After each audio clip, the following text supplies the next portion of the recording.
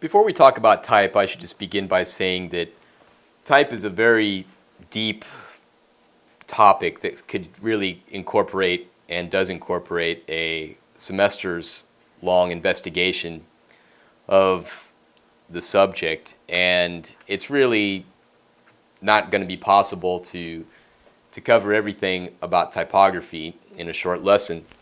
But I do want to hit on some of the elements of typography that I think will help you become better designers on the short-term process. However, again, it won't substitute taking a class in typography that will really focus on specifics and force you to deal with the intricacies of different type elements that we really won't cover here. Anyway, let's just talk about type as visual communication, because like most topics in terms of design fundamentals, I'm really concerned with how you're using these elements to communicate visually and using them effectively without cluttering the space to the point where you confuse your viewers or your audience, and you hopefully utilize these conventions of design to communicate as effectively as possible whatever it is you're trying to say.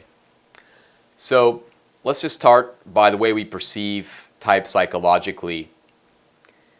When we look at text on the blank page, obviously our first reaction, if it's in a language that we speak, is to go ahead and read it. But even before that process takes place and we basically start to deconstruct the language that's written on the page, we start to make certain assessments about what it is we're about to read based upon the type of font we're looking at, the color, the size, the shape. We're taking a look at a lot of different elements psychologically before we start to perceive the text on the page from the actual language itself.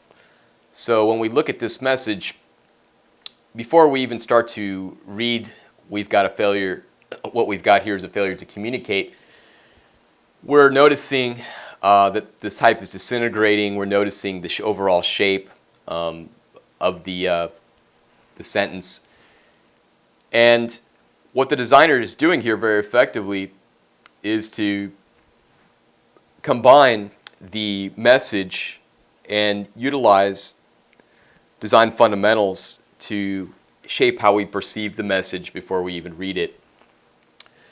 So obviously we start up very large and with high contrast with white on the text on the dark background, which is very easy to read, very friendly to the viewer, and very accessible. And then we make the message harder and harder to read by reducing the contrast and reducing the size as well until we get to the last line, which is almost disintegrated, which of course reinforces the message. When we look at shapes on the page, here's obviously some kind of alien typeface that we really can't read or decipher, so we're just forced to look at it as a design element. And I think that's kind of the point that I want to make here, is that try and think of every word that you put on the page as a piece of art, as a design element, as lines, as value, as color, as a shape that exists in your space that needs to be crafted every bit as carefully as your photographs.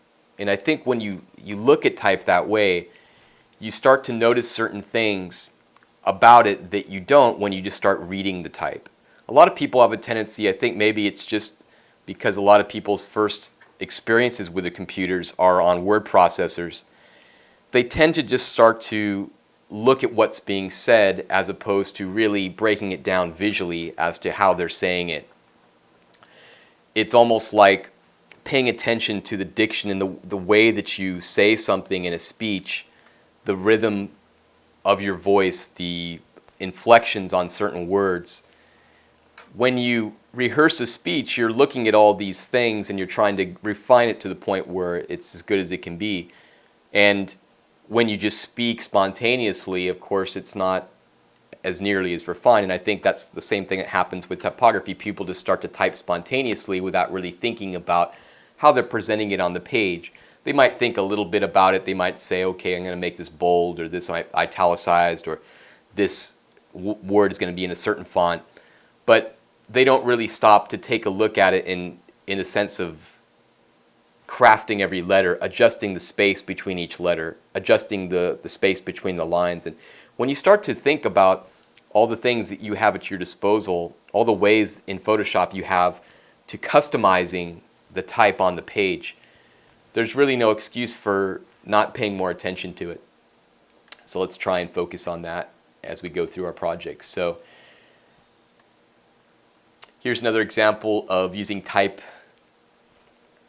as a shape element, something that the designer has, spent some time to craft so that the type integrates with the photograph and accents the photograph rather than competing with the photograph, rather than trying to take it over or trying to impose its will upon the design. The designer has really made an effort to make this a shape element as much as possible.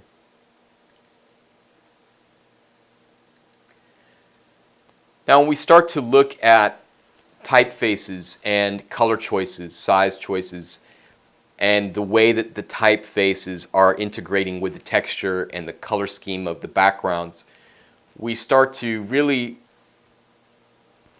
direct the viewer's attention towards certain elements, and we start to shape the way that the viewer is going to perceive a product.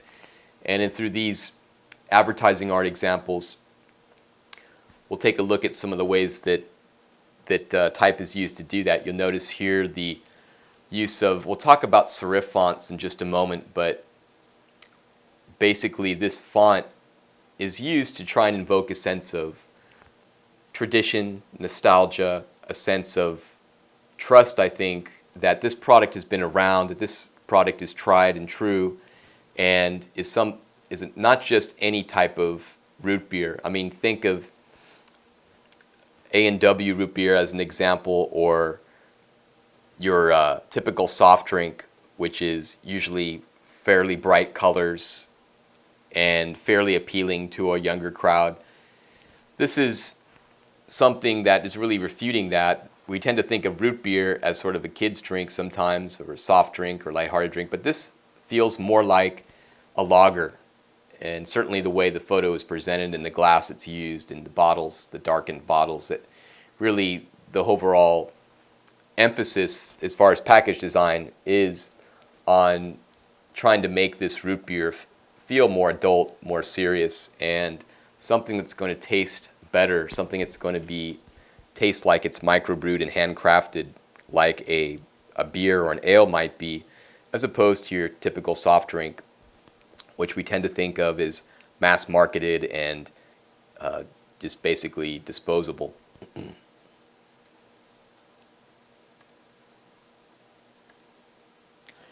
In this example, notice the way that the designer has taken the word Mandela and really made a statement with it by utilizing design techniques to alter the font. You really get a sense of who this man is and what he represents. Notice, for example, the boldness of the letters itself, the thickness of the letters. Notice the beige color and the way that sort of ties in with the background photograph of the child walking across the landscape of Africa. This is a man of the people. This is a man of Africa, but also this is a very strong man, a leader.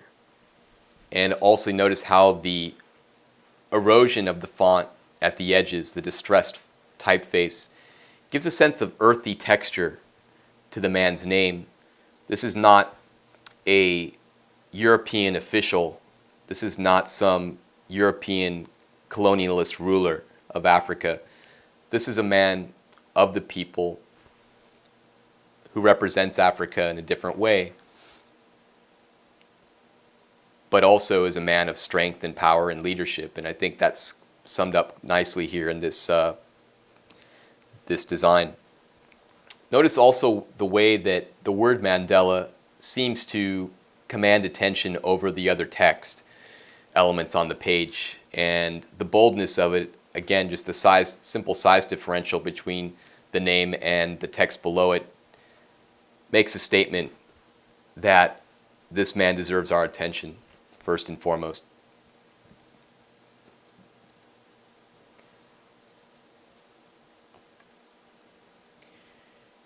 Here's a grouping of Fossil tins that are used to package Fossil watches. Fossil, if you're familiar with the company, is known for its nostalgic feel, sense of 1950s fun and nostalgia, and just a classic period that invokes, I think, a sense of a happier time in America when there was a lot of prosperity, and people tended to be a little bit more carefree, and at least that's our perception. I think, that's always, I guess, the case with nostalgia, but I think the color choices and the font choices do a good job invoking that sense of nostalgia. Okay, let's move on. Type is a visual element. Let's take a look at the way that certain font choices can really play a role in our overall design. First off, curvaceous fonts versus angular fonts. Notice in this font here, just the curvy nature of it gives it a sense of casual ease to the font, and we get a sense that this is a place that's homey, a place that we can sort of sit down and be comfortable in, and be taken care of. By contrast, the angular nature of this font, notice the word Flex 3, and it may be difficult to read, but the ergonomic and the value, these other words scattered throughout the page. Notice the very cold, calculated nature that this font brings across. This is a sans serif font, and it's also one that just feels very angular, feels very sharp and exact, which is exactly what I think a designer is going for in this case, given that they're trying to emphasize the precise nature of this furniture that they're selling for an architect, for a industrial designer. While they're an artist and they want something stylish, they also need that sort of precision element. And you notice the lines, the way the lines are drawn out to look as though they are perfect 90-degree angles, and they look as though they could almost belong in an architectural rendering or an engineer's draft of some sort that would, again, emphasize that sense of perfection, exact nature, something that is heavily calculated and something that is really reliable and trustworthy from a mechanical point of view. Notice also the spacing between the letters down here and the spacing between the word and the edge of this sort of box here that contains Flex 3. The even and calculated nature of the spacing choices just again reinforces that idea of mathematical precision that I think they're going for. Whimsical versus elegant. We'll take a look here. Notice the very whimsical font here in the name Nina Dillon, copywriter.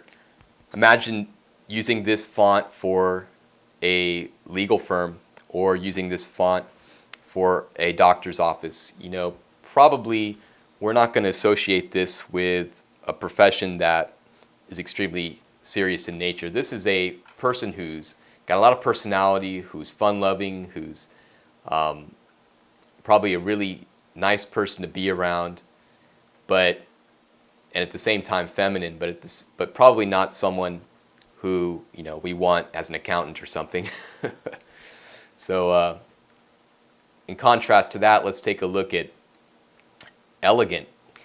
Here we have a sense of, and again, a very curvaceous font, without doubt, but even if it is a font, this is this traditional sense of calligraphy here that really goes and invokes a sense of old world tradition, a sense of European style and classic elegance. We have a sense of pampering, we have a sense of luxury with this type of font that most whimsical fonts really just don't bring about. We don't have that sense of casual ease and friendliness with this font. This is not a friendly sort of shake your hand, pat you on the back type of font. This is a font that you're going to see on a wedding announcement. This is the font that declares that you graduated from a university. This is that type of statement. Or perhaps a better example would be an invitation to a very rich dinner party, black tie event that again sort of calls a sense of luxury and money and opulence, as well as old world tradition. Notice, didn't mention the color, but again, royal gold too, it just plays into that very nicely. Traditional versus non-traditional.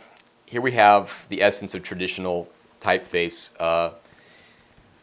This could be, easily suited towards, as we were talking a little in the last example, this could be very at home, I think, on a doctor or lawyer's business card.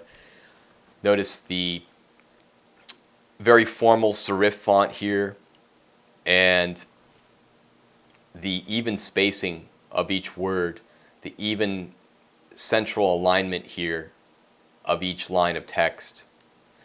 Notice how everything is centered in the middle in a very formal manner.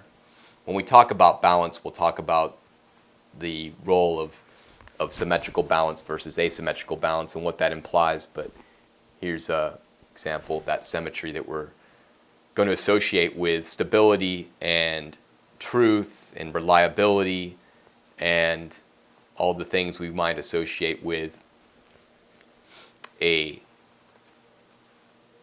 advertising campaign that we'd associate with some type of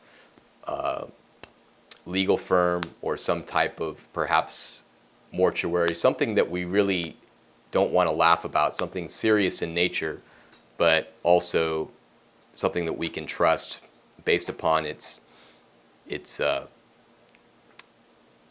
sort of old world traditions.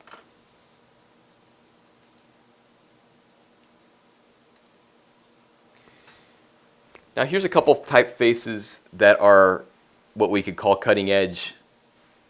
These are fonts that have a lot of character to them, and they're designed to have personality. They're designed to give us a sense of something that we haven't really seen before, something that is new, something that is handcrafted perhaps to the point where it's not something that we could have just found on WordPerfect and typed in with our computer, but something we really had to sort of custom design for these particular businesses. Very different looks in both cases. Again, notice the angular nature of the top one versus the very casual sort of sketched in style of La Bodega. But what they have in common is the fact that they're both making an effort to give us something new, give us something that is very untraditional and very cutting edge. In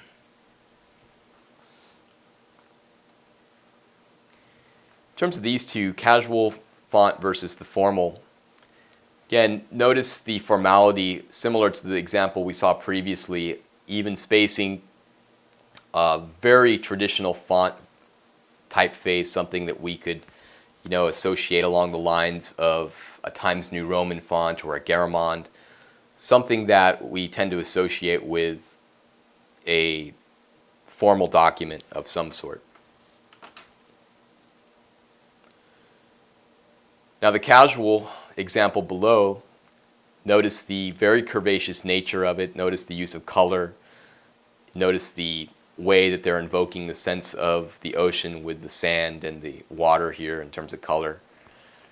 But again, just notice the hand-drawn style. This is something that you might find on a hand-scribbled note, and of course it's cleaned up to the point where it's easily legible, but it's something that has personality to it. It has a humanistic touch to it, whereas Cathedral of St. Peter in Chains has the feel that this has been gone through a typesetter. This is something that has really been thought about and labored over versus the bottom one, which has more personal charm to it.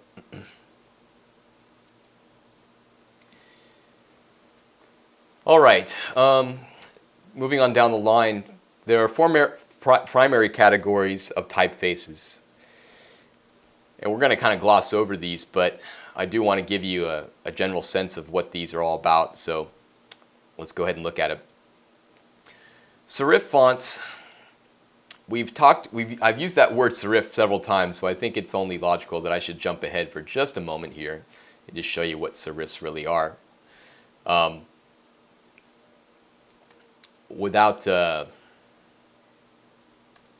we go. Without having, when you look at type and you notice that the edges of the type have these little tails on them, these are called serifs. And so when I say a serif font, this is what I'm talking about. A sans serif is a font that lacks those and is basically associated with fonts that tend to be a little bit more modern in nature and less traditional, less formal. Going back to this page, here's some classic serif examples: Hoffler, Georgia, New York. Others that come to mind: Garamond, Times New Roman. Fonts that have serifs, again, tend to be a little bit more untraditional in nature. Sans serif fonts, which tend to be a little bit more modern and tend to be a little bit more aggressive and active and bolder. Some examples: Gadget, Arial, Charcoal, Skia, Verdana. Other examples that come to mind: classic Helvetica is probably the most known common sans serif font. Arial Black's another one. Anyway, moving on to display. Display fonts are fonts that have lots and lots of character to them. So you notice from all these examples, they have a very strong personality to each one, and they tend to be fairly popular with new designers. People like to use display fonts because they have so much character and they tend to have so much personality that people can't resist them. So you just need to be careful with display fonts. Use them sparingly. I'm not saying not to use display fonts. They are very useful, and when carefully chosen, I think that they do a great job in certain aspects of your design. But there's a tendency for new designers to overuse them, and you never want to use a display font for a large block of type that has to be read, because it's really difficult for people to digest a lot of information when it's presented with a font with this much personality to it. It's just hard for your eyes to digest a lot of words. If you're just using it for titles, that's perfect. That's fine. That's what you should be using it for. But when you get into using it for large groups of type, it becomes a problem. Now, script fonts, these are the ones, we saw several examples of these when we talked about curvaceous fonts and formal fonts, but again, they tend to be associated more with calligraphy and, again, a sense of old world charm, but a sense of elegance as well. I should mention also, in regards to script fonts, and we saw examples of that earlier, they can also be used to invoke a sense of personality, in the sense that they tend to be great for emulating a handwritten look. So basically, people when they tend to write letters, they tend to use, handwrite it in a way that invokes a script format rather than printing. They're going to use a cursive nature. So it just tends to go that direction. But anyway, again, it's just sort of a sense of personality, a sense of elegance, but also can be a sense of a more human, personal touch. Some guidelines when using type: show restraint. Here's a obviously exaggerated example of what can happen when you crowd type together, but you just need to be careful. You want to be aware of how much type you're trying to fit into a certain space. How many different fonts are you using on that space? Are you trying to showcase a huge variety of different fonts just for the sake of doing it, or do you really have a purpose? Try and limit yourself if you can to maybe 2 or 3 different typefaces, or at least 2 or 3 font families per page. Consider legibility. Again, a good example of what can happen if you use a display font or a script font as opposed to a serif font like this or a sans serif font, which tend to be easier fonts to read on the page, easier to digest for the viewer. Also, going in all capitals also makes it a little bit difficult to read. We just tend to read better when things are capital and lowercase. Consider the size choices that you make. You've got a lot of flexibility in Photoshop to make your typefaces skinny or fat or wide or extended. You can make them bold-faced very easily. You have a lot of creative freedom with type, so take advantage of it. Notice the way the designer down here is using subtle variations in the same font to differentiate the different lines. So say, for example, Susan Guerra and Design are all probably the same font, but by stretching the design word just a little bit so it's squashed and elongated, it differentiates itself from the top line, but at the same time we have a sense that they belong together. This continues throughout the other quadrants. Notice that, again, we have a sense of familiarity with this font. It looks like it's the same font, but it's a thinner version down here. We have less weight. Here it's italicized, but regardless of its appearance, it all feels like it belongs on the same page. It doesn't feel like the designer is trying to shove 20 different fonts down our throat.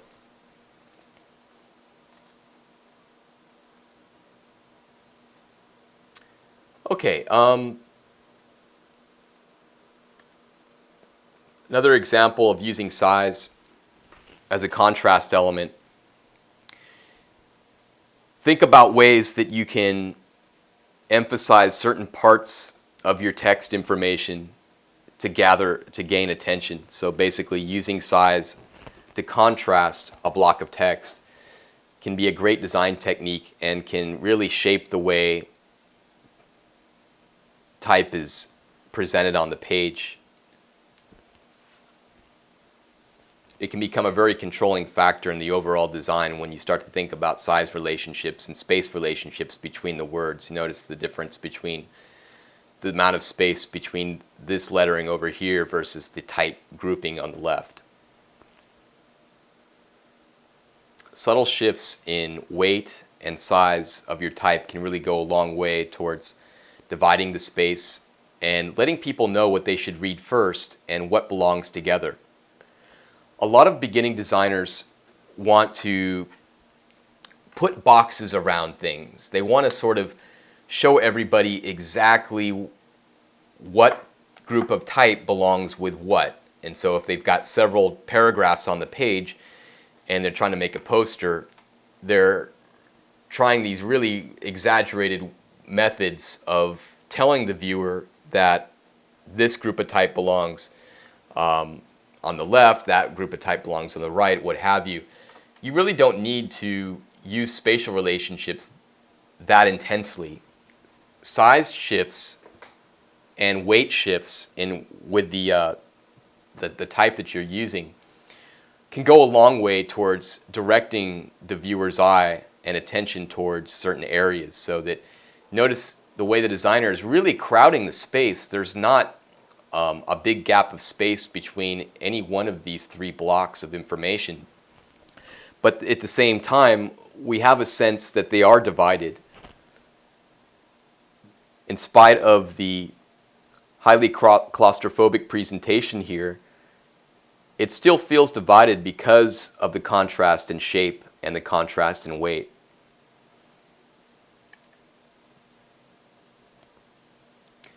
Type is shape.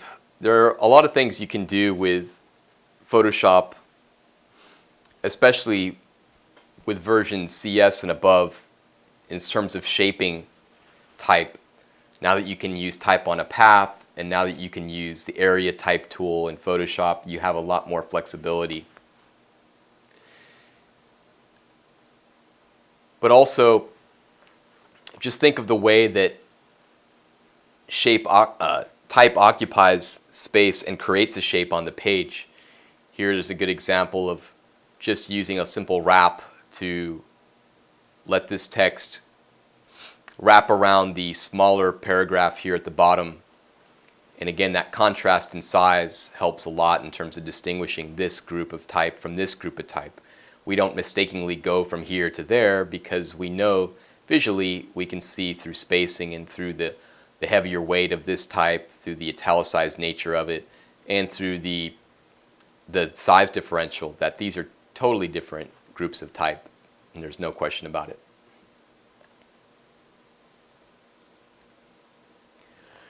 Here's an example of designer taking advantage of size shifts, and in this case, font shifts also, to break up a large group of text. A lot of times as a designer, you'll be faced with the challenge of presenting a lot of type on a fairly small space. Given a limited format, a limited size format, you still have a lot of text to present. And as a designer, you want to make sure that it doesn't look like elephant tracks, like a big block of messy type that's hard for the viewer to digest, because it kind of hits you like a brick when you open up the page and it's just this big block of type staring back at you, and you have very little spacing between the letters, and it's just, you feel claustrophobic, it feels cluttered.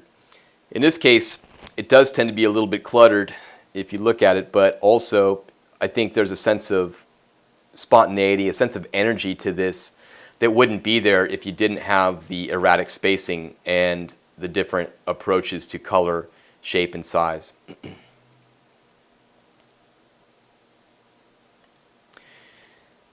Now with the area type tool and with the type on a path tool in Photoshop now, you can easily do these types of designs where you've got type following a linear structure here that emphasizes the arrow shape of this type group and the sort of negative arrow shape over here on the right. The sense that these two type elements are separate and distinguishable from one another, but at the same time, through their use of shape, they tie together very nicely. Another example, more curvaceous style, but again, just look at the way that this line of type just ties these two text areas very nicely together. Notice the different use of font. We're going with a script font here, different color, a brown instead of a black, and different size, but just also, of course, different orientation as it follows this curvaceous path.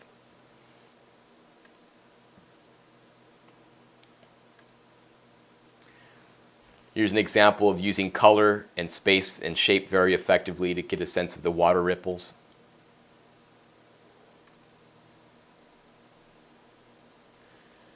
Now getting into letter spacing, this is something you really need to think about with Photoshop and any type tool that you use in the computer. The computer has a wonderful way of making mistakes when it comes to spacing out your letters. And so people often think, again, getting back to the word processor idea, that a lot of people, given the fact they start with word processors, they get in the habit of just starting to type words into the computer and then just leaving it at that and thinking, okay, it's all done. As long as it's spelled correctly, you're finished. Well, when you're dealing with graphic design, you really need to pay extra special attention to the way that letters are spaced and presented on the page. And you'll often find that your type tool in Photoshop or any program, computer program, does not do an excellent job of letter spacing.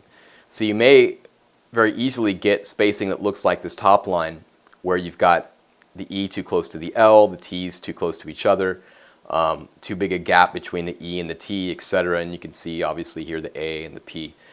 You need to come in and clean this up. And this adjustment of spacing between the letters is known as kerning. There's a kerning tool in Photoshop, which I'll show you, but it is crucial that you go in and clean that up.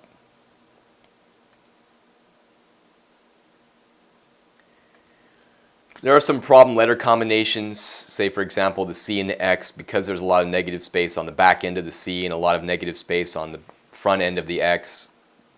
You may have to space these a little bit closer together than normal to get a sense that they belong. Notice also the vertical nature of these letters, the I and the two L's. Again, they may require a little bit more separation to pull apart. Now, there's no law of exactly how far you need to space every letter, and so don't become paranoid about it. But what you want to do is just sort of eyeball it and get a sense of what feels comfortable to you on the page. Does it look as though certain letters are crowding each other? Does it look as though certain letters need to come closer together? You just need to sort of break it down letter by letter, and I think it'll be pretty obvious to you. Now, when letters overlap, such as the L and the A here, is known as a ligature, but this can be a mistake or it can be done on purpose. It's really just, it can be used as a design style, as a design choice. But if you notice something like this in, say, for example, a paragraph of information that you're laying out on the page, you'll probably want to clean that up. It's probably a mistake.